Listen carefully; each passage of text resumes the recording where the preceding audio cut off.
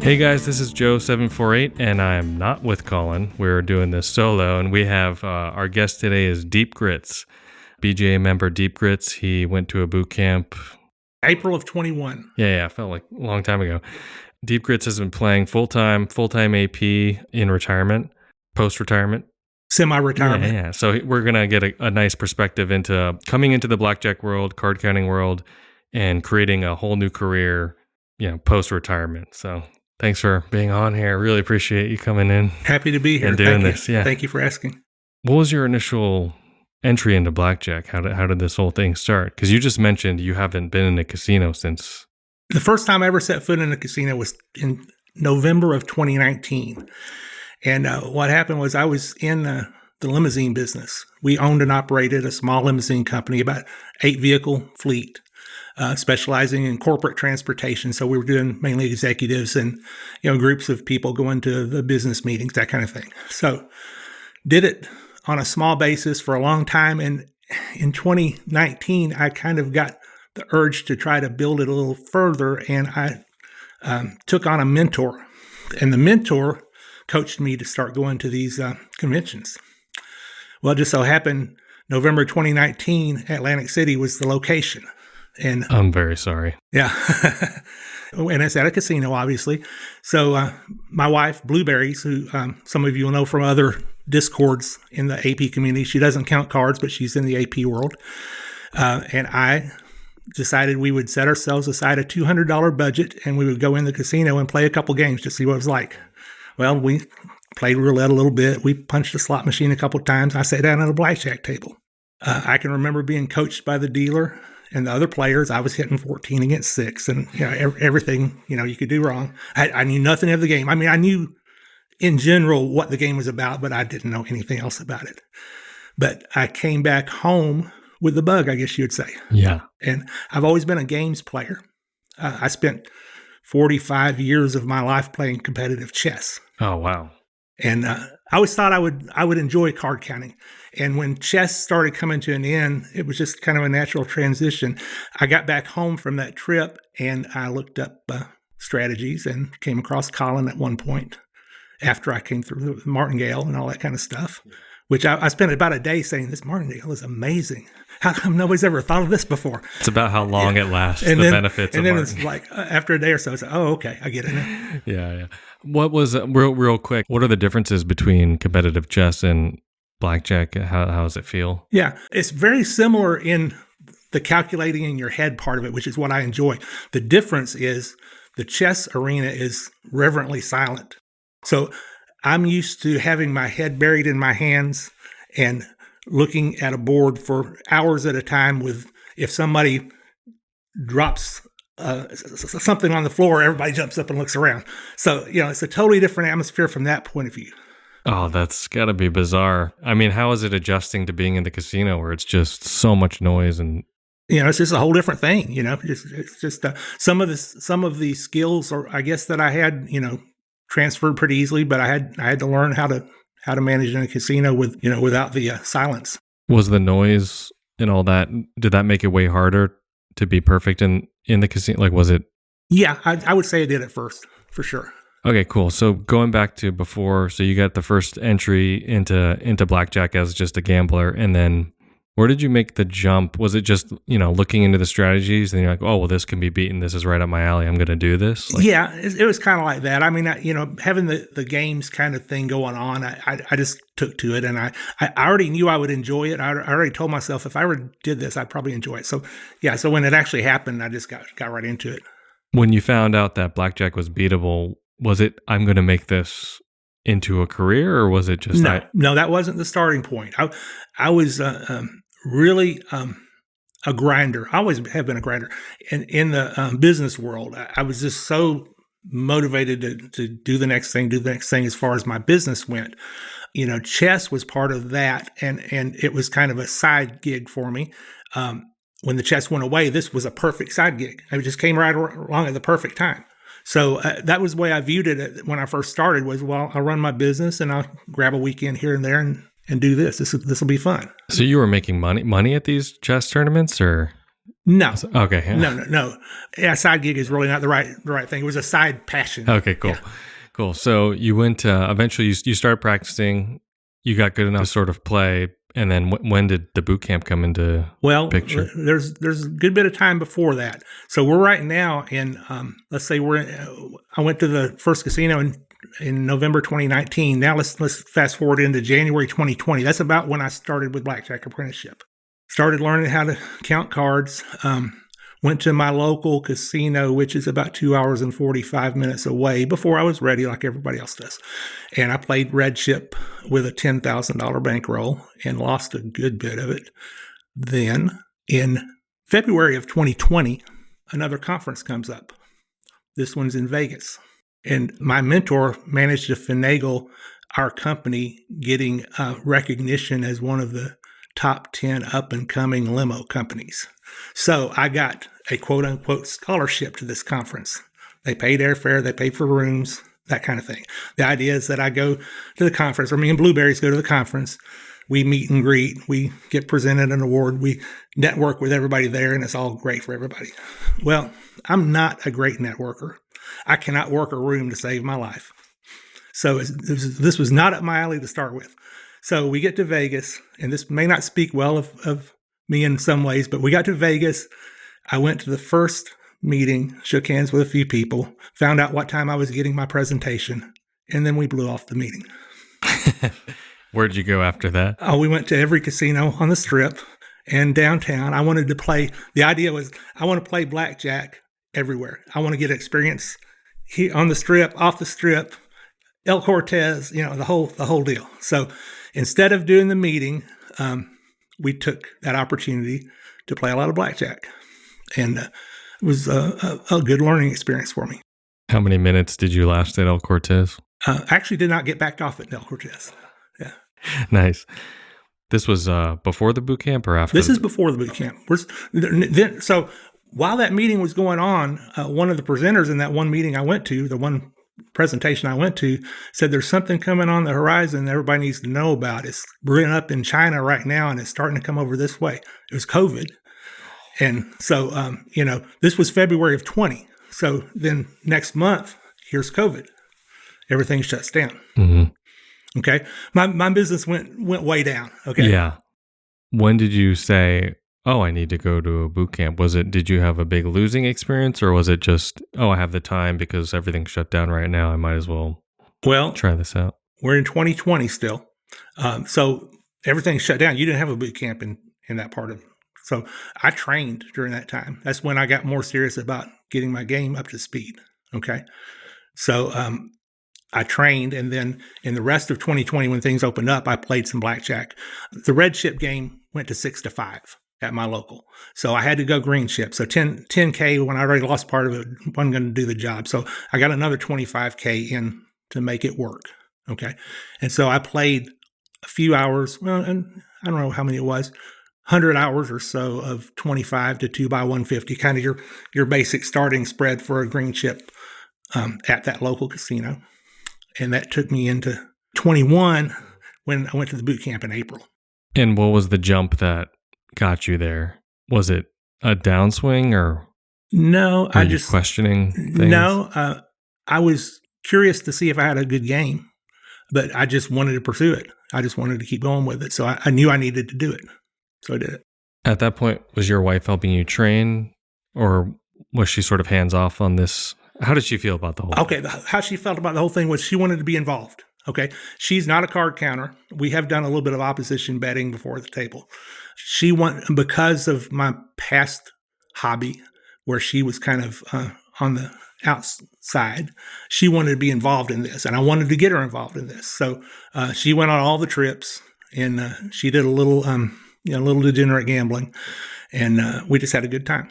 Did she have exposure to casinos before this? No. What was her opinion on the whole vibe of casinos? Yeah, she's a typical born and bred Southern girl. She was kind of anti-casino for a while, but once she got in there, she really took to it. Oh, nice. Yeah, cool. Yeah, she enjoys it. When you went to boot camp, how was your game? I was ahead of most of the people there, I believe, because I had a good little bit of experience. I tested out with Spartan. He said my game was good. So I left with a seal of approval. And The Spartan seal of approval. Yeah. So I felt pretty good about it. It really boosted my confidence, I got to say. And I went on a nice winning streak right out of boot camp. Oh, that's a good feeling. After that, did you just hit the road? Like, what was going on with your limousine business, and then how did you make the transition? From March of 2020 until about the same time in 21, we had zero business. Business started trickling back. Now, the corporate limo business, these corporations, even when COVID reopens from COVID, they're changing the way they do things. They're scared about people getting out on the road and getting COVID on. So there's still no travel going on. We had a trickling of business in 21. Frankly, I could have probably rebuilt the business. It's a tough business, and it's like I didn't want to push a rock uphill again. So I just started transitioning out. So I think to answer your question, in 21, we did some trips. I could get away for longer periods of time, although we didn't consider ourselves to be professional at the time. We did some week-long trips and that kind of thing. You did the week-long trips. When was the point where you were like, I'm going to just totally abandon the limo business? It kind of evolved over that year. And April of 22, we shut down the business. Was that difficult, or were you excited to move on? No, I was excited to move on. The business was tough, and it was beating me down. I probably added 10 years to my life by getting out of that business. I mean, just think about so you're a small businessman. I got an 8-car fleet. It's not a small business, but it's not a big business. I'm running it by myself. I'm dispatching. I'm driver number one. The phone's ringing at 4 a.m. The phone's ringing at 1 a.m.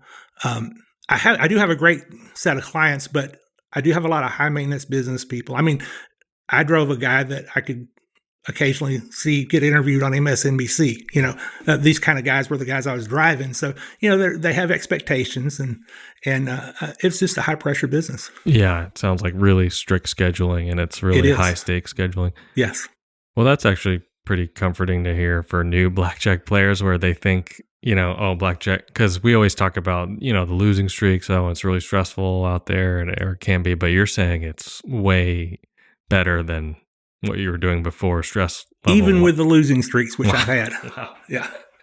And it does get stressful especially when you're a professional, and we're still dependent on income from this. This is not extra income. This is living income. Okay. You're 100% full-time. Yeah.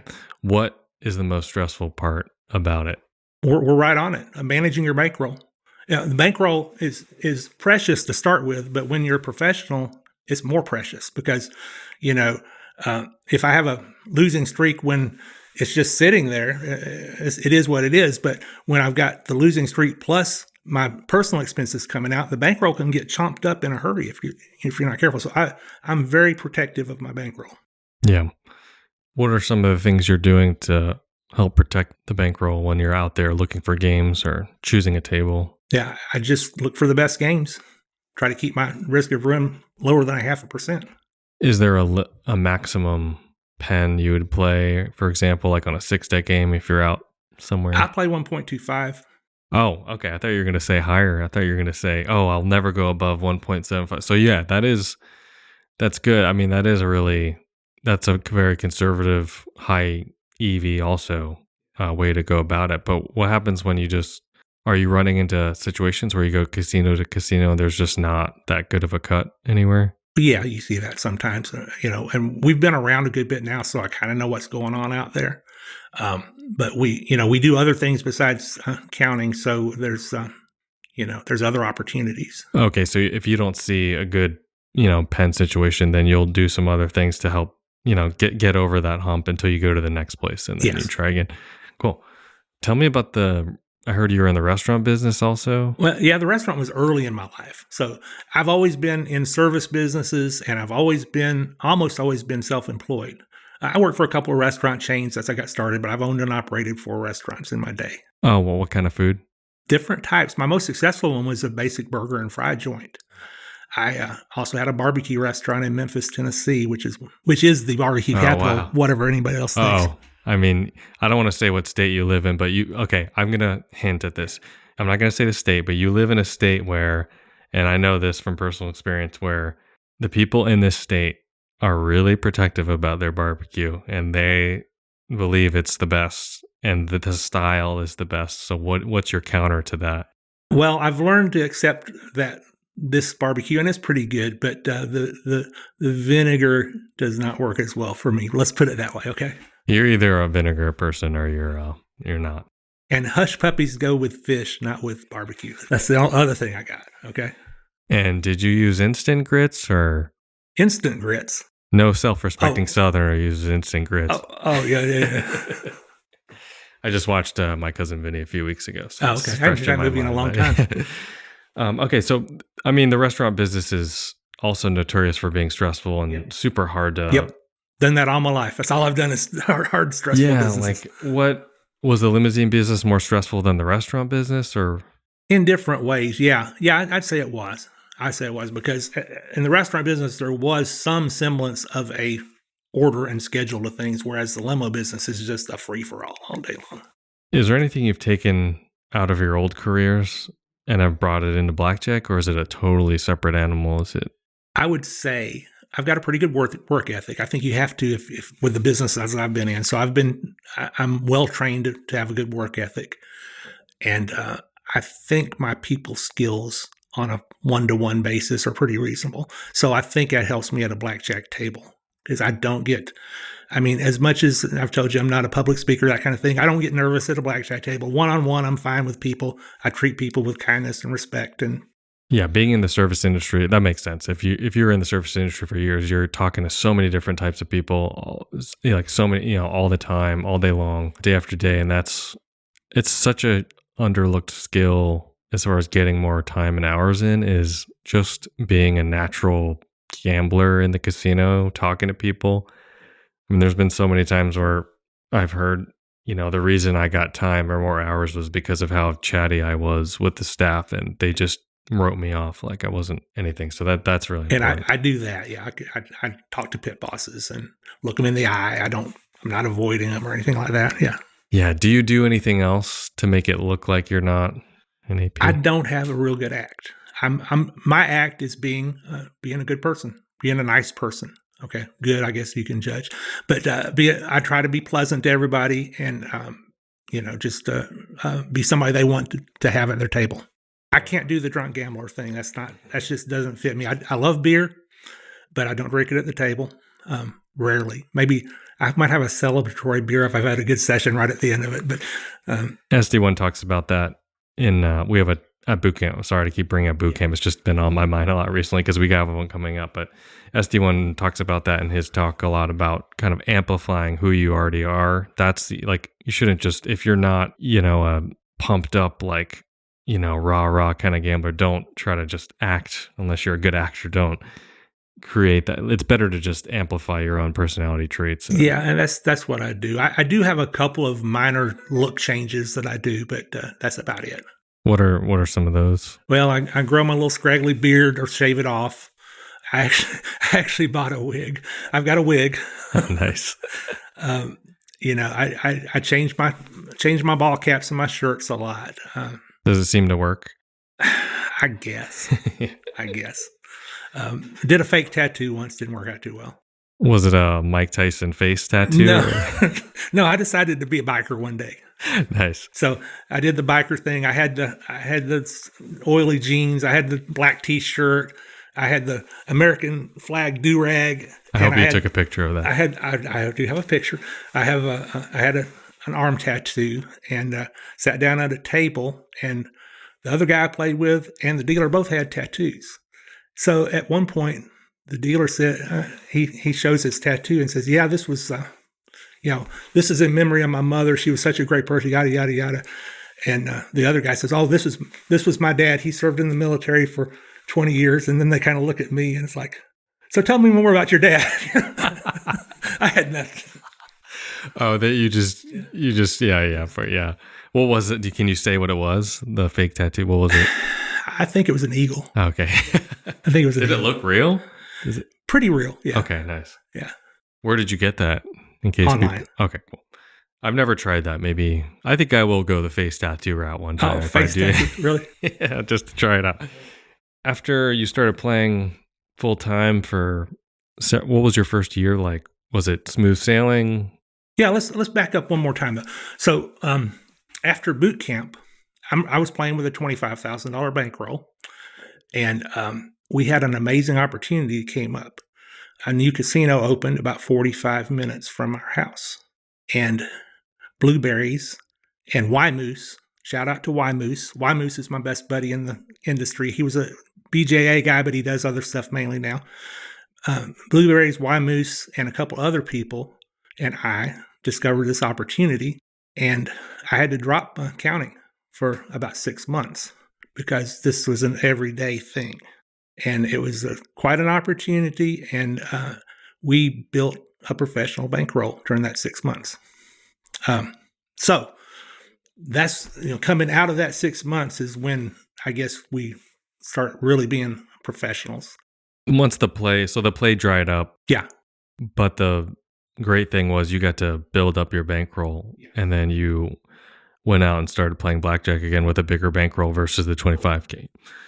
Yeah, that's nice. What did you just immediately jump your bets up to whatever the appropriate? Yeah, I'm an optimizer, so I don't do I don't do $2,000 hands or anything like that. My comfort level now is $50 tables, 50 to 500 or 50 to 2x300. So yeah, I jumped up from that 25 to 150 kind of thing to 50 to 500 or 2x300, depending on the situation. I've played just a little bit of black chip, but I feel my wheelhouse is in that high green chip kind of area. So I can usually go in a high limit room. Most places you can go in a high limit room and find a $50 game and not have so many people around. How was the transition with the swings? It was scary. I'm conservative with my bankroll and not hugely risk tolerant. So it was kind of scary. Because before you were maxing out at how much with the 25? 2x150. 2x150, and now you're doing 500. You were doing 2x500. 2x300, 2x500. That is interesting because it's a big. Usually, because you're able to build your bankroll up with other AP plays. Usually, card counters, they start off. It's a really gradual. They're upping their max over a long period of time, so they're kind of dipping their toe in the water, getting used to it. You were just like 4 or 5x. Yeah. Your max bet. It must have been pretty jarring when you had your first downswing. Yeah, I've had a couple of banging my fists on the hotel room wall. How did you get over that? I think just experience. I see it come back, and after you see it come back a couple of times, it's not so bad anymore.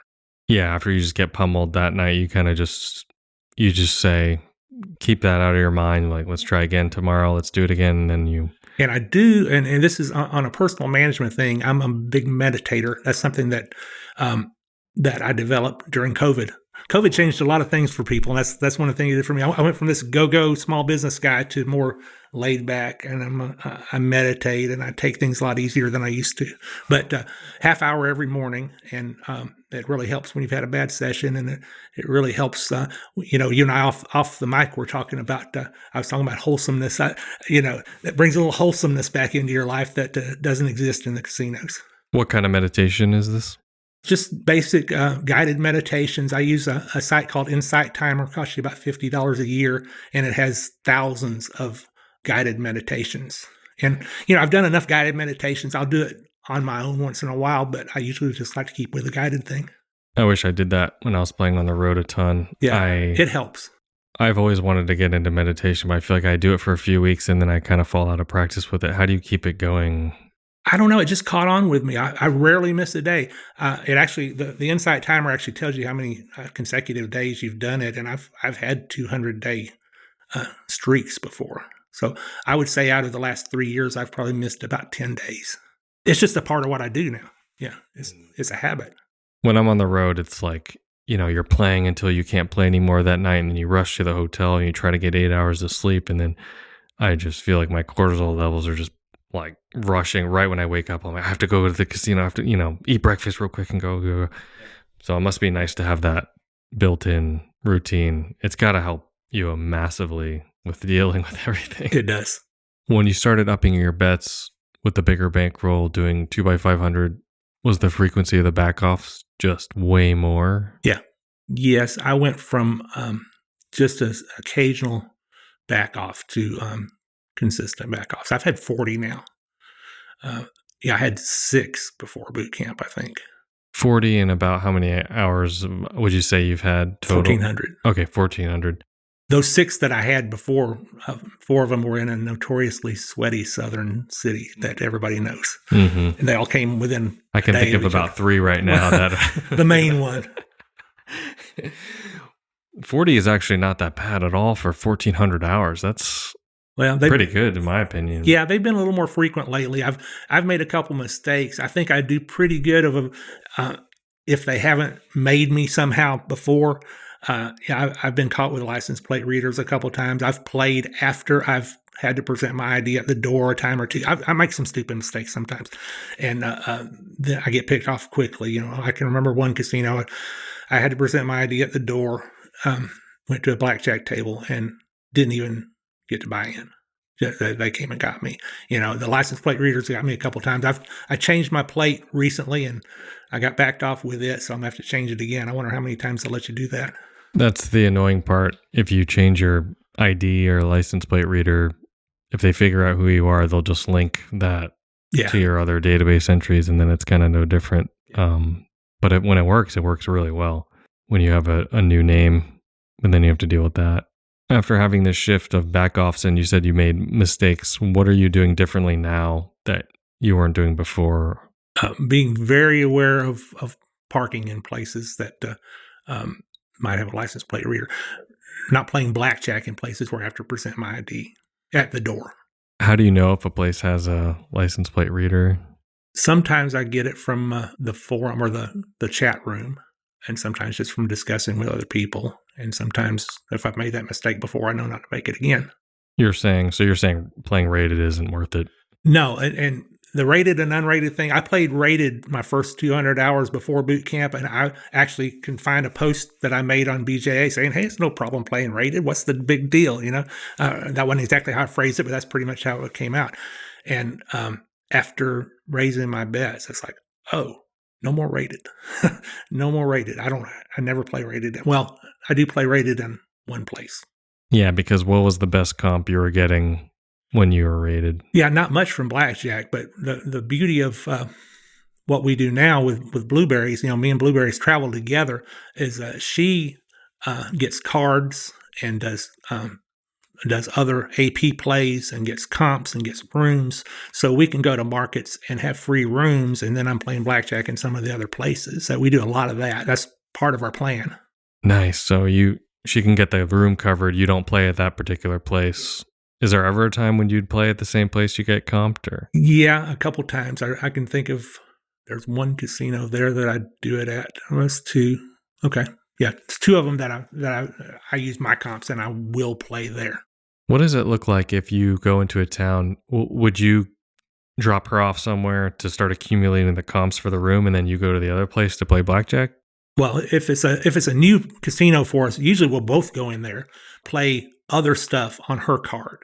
Okay, so we pretty much stay together, and then the next time in town, she's at the hotel that we got the comps at, and I can go around to other places. But she's in charge of the comp part of things, but I assist also, with we might double team some of those other plays the first time we're in town. Oh, nice. That's a really good way to keep your expenses down, especially because it's not all falling on you. Yeah. I was going to ask you, what does your travel look like? Or are you doing? Yeah, I guess you weren't doing the whole RV thing. You were just I'm a hotel guy. I don't sleep in my car. I don't enjoy the RV lifestyle. We actually went and looked at our RV one time, and it's like, for that price, and I got to drive this thing and put gas in it. Seriously, no, that's not what I want to do. We stay between casino comps and Motel 6s. Or not. I say Motel 6. We don't usually use that chain, but we use low budget motel chains. We're very low maintenance people. But Super 8. Super 8. Yeah, there you go. So one day we might be staying in a suite in a high class casino, And the next night we're in the Super 8. It's just the way it goes. And you know what? I like the Super 8s better because we bring a lot of stuff into the room, and it's hard to bring a lot of damn stuff into a room when you're 6th floor up and half a mile to get to the hotel room. The Super 8, you're just right there. You're in and out.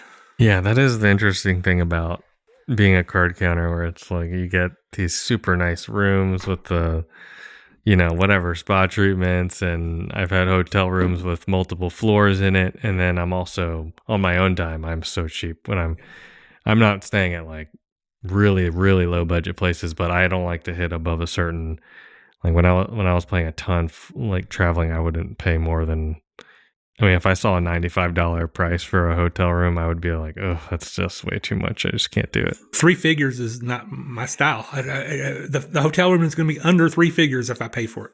It's just because you're there for such a short period of time. Like I would go in at like 1:30 in the morning, and then I'm out by 11, by checkout. So it's just, what about money security traveling? Do you have any tips for that? People ask about that a lot. I'm a money belt guy, as is Blueberries. Mm. I don't look like I got money on me, if it's in the money belt. I keep a few thousand in my wallet for the blackjack table.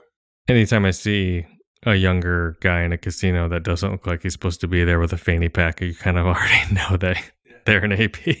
All your life, you were business owner, staying in one place locally, normal, quote unquote normal life, working, being at home and then going to work. What is the lifestyle shift like when you're playing full-time blackjack? It's a huge shift, and for us, it's been a very positive shift. We enjoy the grind. We enjoy the travel. We were kind of tied to one place for a long time, and it's just great to get out and where are we going today? Oh, which way is the car pointed? I don't know. We can go wherever, and I'm exaggerating a little bit, but it's like that. We can do what we want to do on our own schedule, and we take advantage of that. Most of our trips are driving trips. We fly very rarely, but we'll drive 12, 15 hours to get to a market, and we just enjoy the lifestyle. We try to schedule fun things to do. Here's the thing. So we love blues music. We love to go to blues music festivals. So there's a blues music festival in Podunk, Iowa. Hey, there's a casino in Podunk, Iowa. So we can kind of schedule fun things to do along with the schedule. That's awesome. I did this similar thing where I think it's a really good tactic to help the grind make it fit into a more recreational space, because I think if you're focused too much on, I want to go to this market, these casinos, hit up all these casinos, there is some of that. But for me, sometimes what would help emotionally was, I'm going to go visit my friend in wherever, Florida, for example, in this particular town. Well, on the way to Florida, I will hit these places. And if I get backed off in 30 minutes, whatever, that's fine. If I last 3 days, that's also cool. I'll tell my friend, hey, I'm going to be 3 days late. But the end goal is to see friends and family wherever they were in the country. And then the side effect or the benefit was like, I'll get in a bunch of hours, or I think it's so important to do stuff like that. At least, if not all the time, but every once in a while, definitely set your sight on a destination or an activity as the primary goal. And then having the blackjack trips or the sessions as like added bonus. Sometimes it's hard when it's your full-time income. And we do have to focus on the full-time income more, but we do get that time in also. An example of how I think about a trip is the one we're about to make. We're going to a casino that we feel like there's going to be a really good non-blackjack AP opportunity. Okay. Well, we could get there and it flops, and it's not what we thought it was going to be.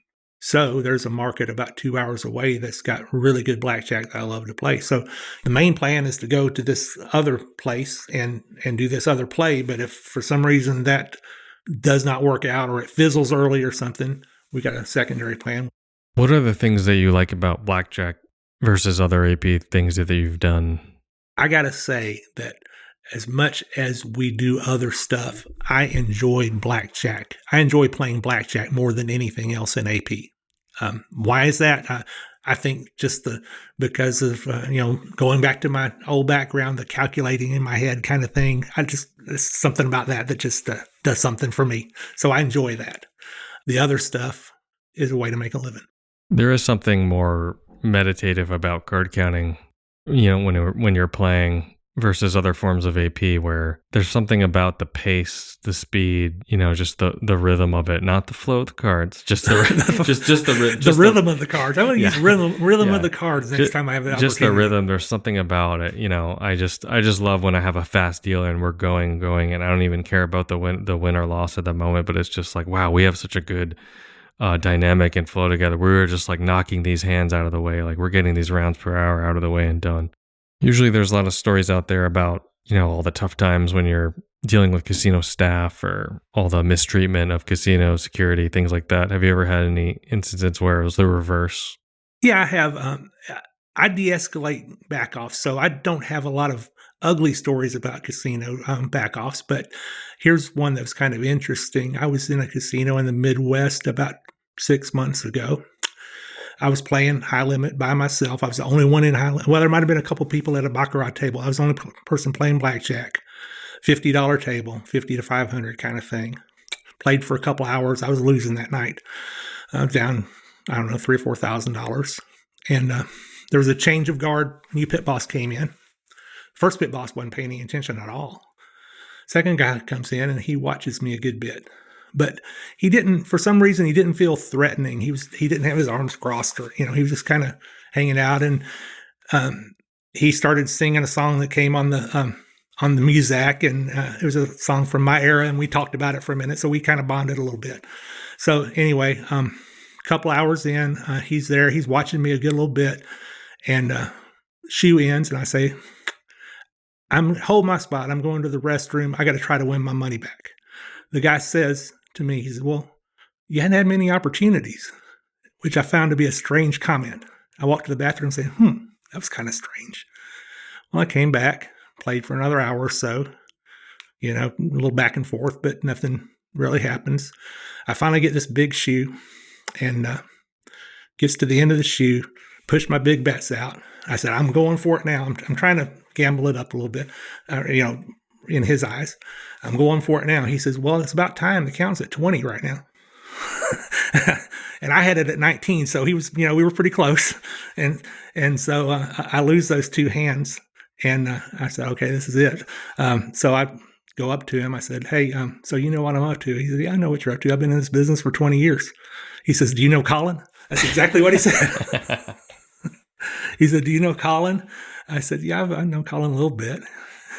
He says, well, I got a story for him. He told the story and gave me a couple of names and said, ask Colin about these people. And I had written it down. He had written it down on a napkin. I lost the napkin. I actually went back and talked to him again because he's a pretty cool guy. But anyway, before we were done, he told me in this market I was in, he said, you should go over here. You're not getting flyered or anything from me. Don't worry about it. He didn't even back me off. Of course, I was losing. I wonder what would have been happening if I was winning that night. But he didn't back me off. He didn't flyer me. He said, you're good to go. Just be careful out there, and see you later. I went back and talked to him again, actually played a little bit there. And I asked him, I said, so am I good here? He said, well, eventually I'm going to have to do my job. But he was a good guy. How did you choose when to stop? Because if it were me, I don't know if I would have had the restraint to be able to not keep playing or come back and keep playing for as long as I could. I was pretty discouraged. I still have some, I'm not a machine at the table, and already being 3,000 or 4,000 down and losing the two max bets. I was just, and then the guys, I didn't know at the time how he was going to deal with me, so I decided, he hadn't backed me off yet. I'd just be done and talk to him for a minute. So it wasn't too hard of a decision for me. How did that information work out that he gave you when you went to the other places? It was good. They gave you time, and yeah, nice. I haven't had many bad experiences with backoffs. The worst I've had was a finger wagging kind of, you can't do that here kind of thing. But otherwise, they just, no more blackjack. You can do anything else in the house, except I did have a trespass. There's another story for you. So This has been about 3 months ago, and I'm in the high limit room of another Midwestern casino, and I played a shoe. I raised my bet a little bit. And there was another guy at the table, and I won't say who he is, but I thought I recognized him by his voice, and that might give some hints as to who it might be. Okay, hadn't made him yet, but I thought that voice sounds pretty damn familiar. So I played another shoe, and there was no bet raising in that shoe. But the other guy, when the count started going bad, he excused himself to powder his nose or whatever. So that's probably that guy. So anyway, during this time, I got a tap from security, and a female security. I would assume she was probably the head of security, or she was not a flunky by any means.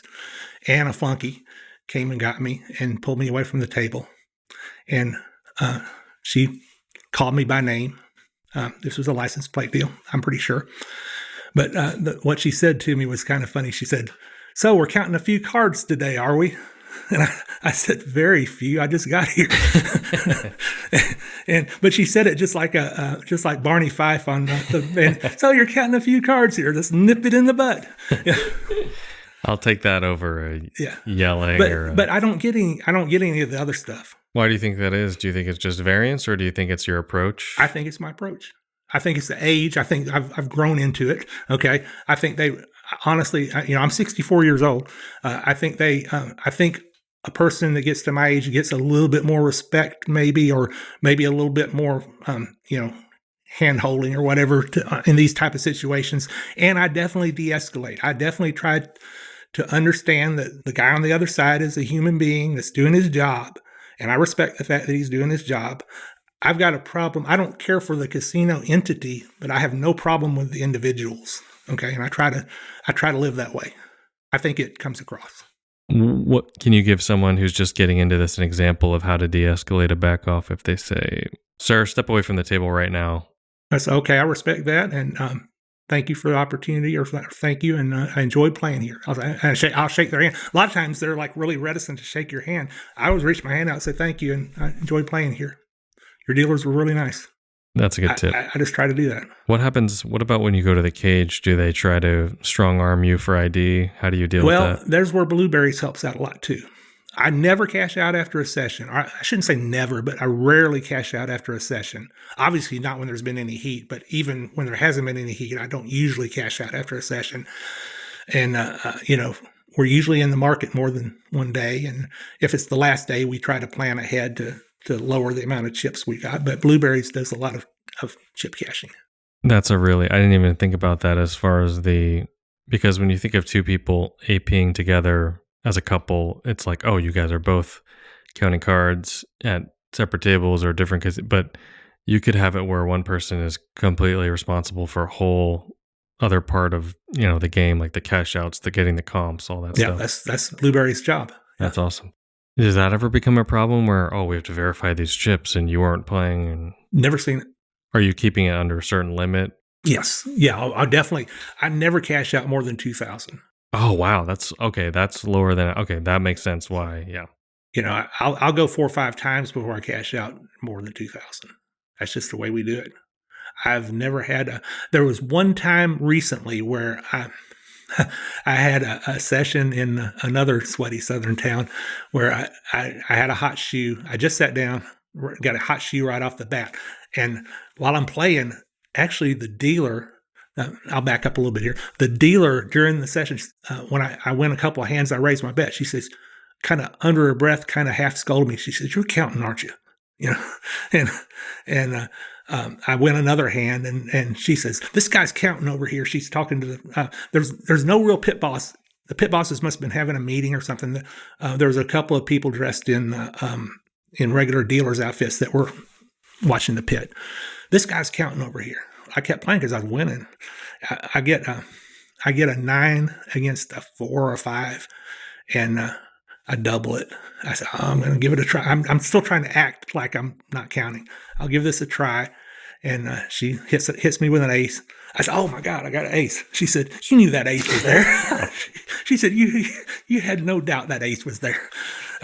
She said, these people don't really understand card counting.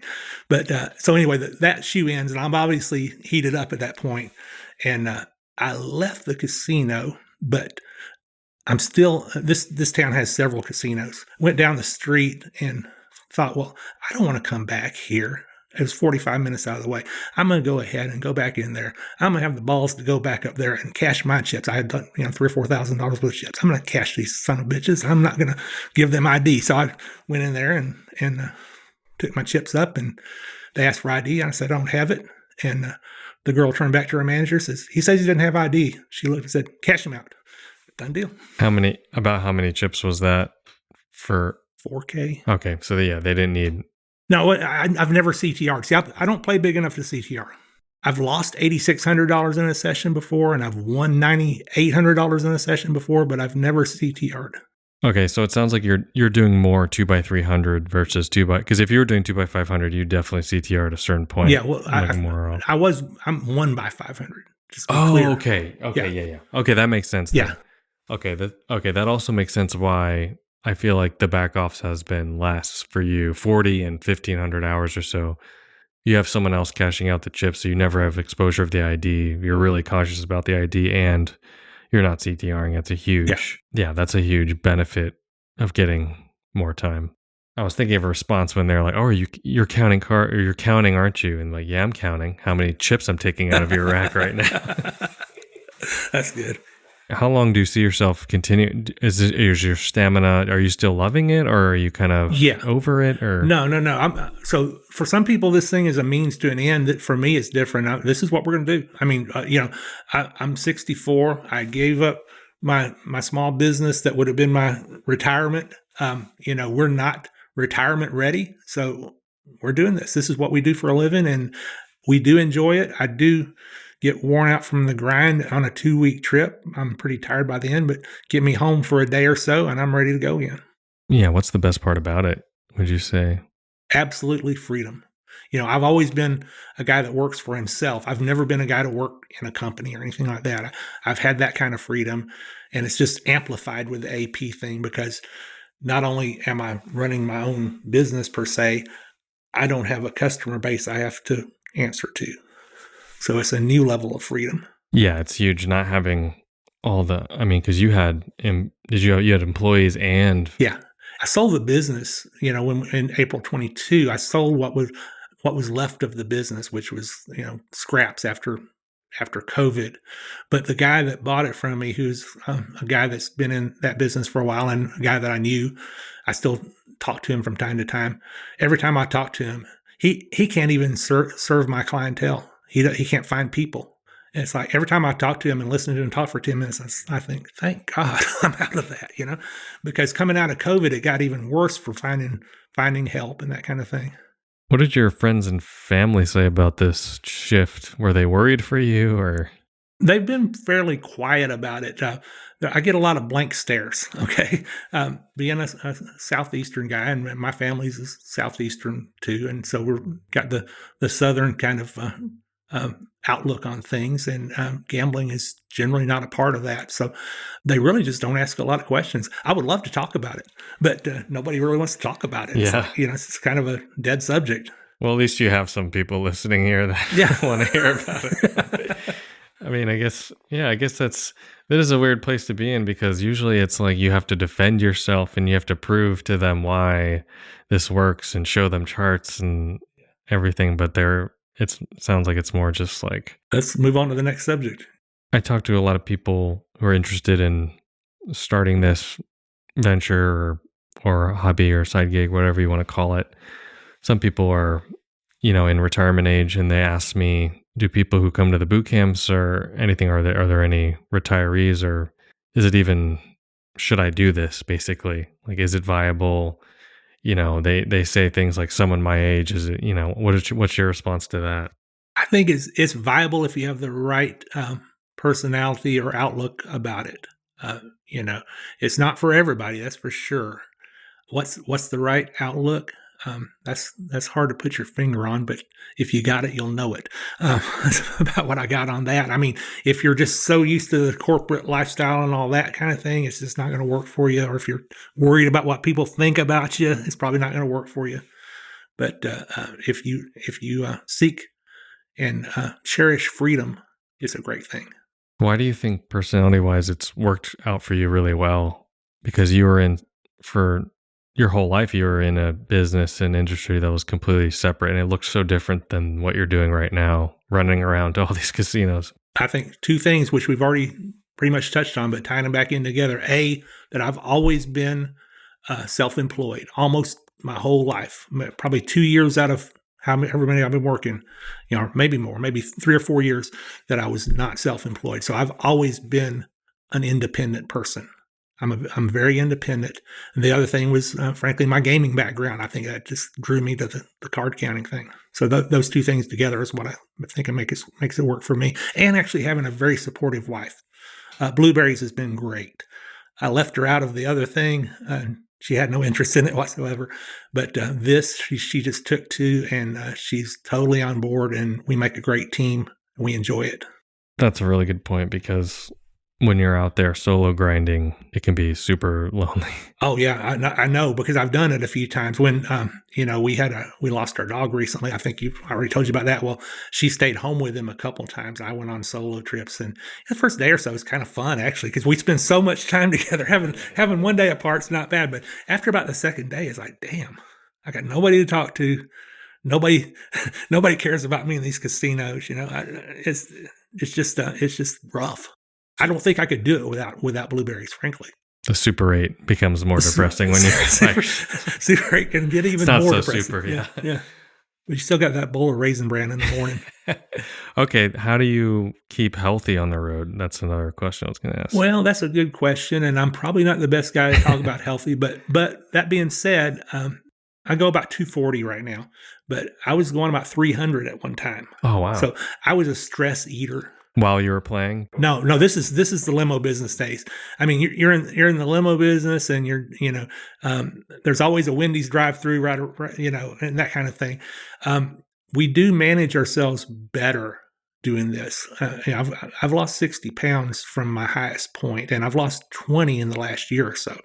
On the flip side of things, one of the things we like to do on the road is that we enjoy going to the little hole-in-the-wall local restaurants. We do the Guy Fieri tour, the diners, drive-ins, and dives thing. So we always try to go to one of his kind of places, and we don't always eat healthy, but we do try to eat one meal a day out, and the rest, like cereal at the hotel for breakfast, and just maybe a cold sandwich or something, a turkey sandwich or something like that for lunch, and then something for dinner. And I don't watch my weight that much. I mean, I'll eat a burger and fries for dinner, or I'll eat a steak or a pasta or whatever. But but you definitely can't. I mean, if you overindulge on the road, you're going to gain weight. You're going to be sloppy and sleepy, and all this kind of stuff. So you got to, especially when you're playing blackjack, I think you got to not weigh yourself down with a bunch of food. That's crazy that you lost that much weight though playing, because also there's so much driving. There's so much sitting time, but you're still able to manage. Do you think it's just less stress also, and not? Yeah, there's less stress, so there's not the stress eating there used to be. The schedule, even though it's funny that an AP schedule is better than what I used to do, but it's so much better than the limo business as far as the schedule goes. And I did the 20 pounds that I've lost in the last year I actually did do a focused effort with a keto diet. I had a high school buddy come in. He comes to visit me once a year. He came in 55 pounds lighter than he was the last time I saw him. And I said, "How'd you do it?" He told me. And so we usually sat on the couch and drink beer and eat pizzas while he visits. Well, this time we didn't. And he got me started on the keto diet, and I lost about 20 pounds on it. As your bankroll is increasing, do you see yourself upping your max bet at any point? Yeah, I do. And we haven't discussed this yet, I'm coming off a losing streak right now, so it's not any time in the near future, okay? Is there a goal you're trying to hit for an hourly, or do you just want just make more money overall. Just make more money. Yeah, cover I'm not the most exact player. Okay, I don't have to calculate my EV before I walk into a casino from one casino to the next. That's not the way I play. You know, I pretty much, I've got enough experience now. I pretty much know, okay, that's a $50 table, you know, deck penetration, stand 17, you know, it's going to be it's a positive game, you know. Well, also, if you said earlier, you're usually not playing anything above 1.25 cutoff. Yeah. So if you have a certain size bankroll, there is less legwork you have to do about calculating risk and EV because you're playing pretty good quality games. Yeah.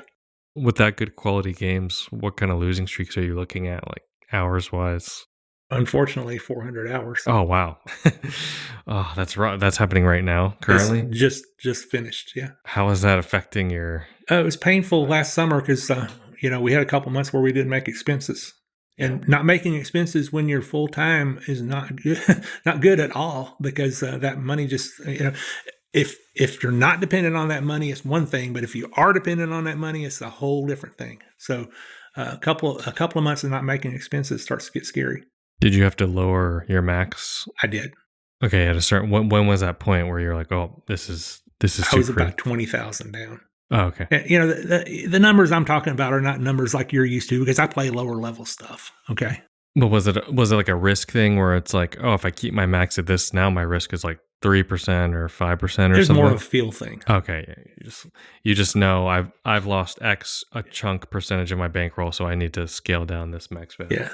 Well, I know you're about to go on the road soon, and hopefully you can generate some more hours and get out there. But you only have the 40 backoffs, so you have hundreds of more backoffs to go. Yeah, and there's parts of the country I hadn't been to yet. We drive everywhere we go, almost. So we'll drive as far as Oklahoma, and actually we drove to New Mexico one time. But you know, my radius is pretty much Philadelphia, Chicago, Kansas City, Oklahoma, Mississippi, down to Biloxi. And actually, we try to go down to Florida once a year, even though it's not great for blackjack. We try to get down there. And actually, I found a pretty good situation there for blackjack. The only thing is I can't play two hands there. Yeah. Without being rated. It's, you know, those Seminole properties. When you go on a really long drive, like hitting basically halfway across the country, what do you just go to every single casino that's along that highway? Or how do you... Or do you, when you come back around the other way, do you skip a few along the way and then hit the other ones? Like, how does that work? It depends. I mean, you know, for one thing, I've got to drive about 5 hours to play blackjack now, because I don't play local anymore. So we usually just, I usually just have the plan made out, and we're stopping this casino, this casino, this casino. And, you know, we might drive by a couple. Yeah.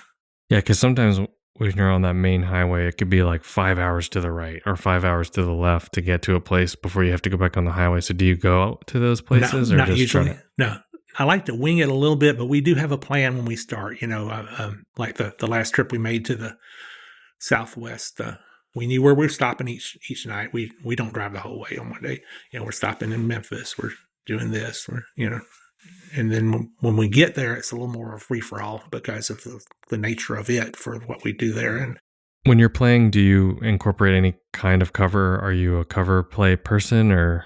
No cover betting other than I don't split tens. I've never split tens, ever. It's a thrill. I play most of the extended deviations. I don't know 100% of them, but I know most of what's on, you know, what BJA tosses out. Play most of that. The only cover betting that I do is if I'm playing a double deck game that's like 50 to 500, which is what I might be doing next week. If I end a double deck shoe with max bets out, I'll leave a black chip out to start the next one. That's about the extent of my cover betting. Just because I've had 5 black chips out there, and just going back to the greens just looks kind of funny. So I'll leave a black out there, just realizing that if I play 1,000 hands with that, you know, I'm going to lose just a little bit. And you calculate it all in, you know, it's going to cost you X amount per hour. And then you don't even have to do it every time. Just do it every once in a while if the pit boss is watching or something to make it more worth it.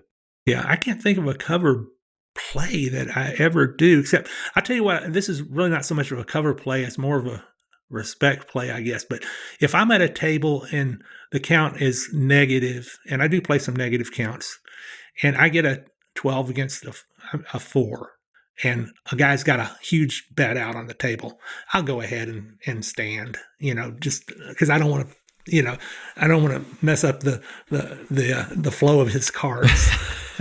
Well, and I got a minimum bet out. Yeah. Just screw it. I'll stand and let him have his fun or whatever. If it was something where I had big money on the line, I wouldn't do that. That deviation to save the money on your tiny minimum bet. Yeah. You're not really giving up that much by not doing that deviation. Yeah. And to keep the piece at the table. Yeah, exactly. Sort of. I'll do that kind of thing once in a while. Okay. Some people have the opposite approach. Maybe one other person in this room, me, but where it's like, I don't mind if the other person gets pissed off because I want them to leave so I get more rounds per hour. What is your hesitation to that? Why do you want him to stay? I get that, but I guess it's just my personality type. I just like to stay under the radar. I don't like to make scenes. I just don't like that. Well, also it's good if the other person at the table is betting big, so it doesn't look so awkward if it's just you. Because sometimes when it's just me and there's no one else around, I'm the only person betting blacks. Agreed. I like that. It is really nice when you have another big player, but then you have to deal with all their gambly talk and like they get pissed off at you, like all that stuff. Well, cool. Thank you so much for sitting down. And I know you say you weren't a public speaker, but I think you gave a lot of really good information. I really appreciate you. Well, thank you coming out and doing this. Thank you, Joe. I appreciate it. I appreciate being asked, and I'm happy to be here. All right. And if you guys want to learn more about blackjack and card counting, you can go to blackjackapprenticeship.com and the Blackjack Apprenticeship YouTube channel.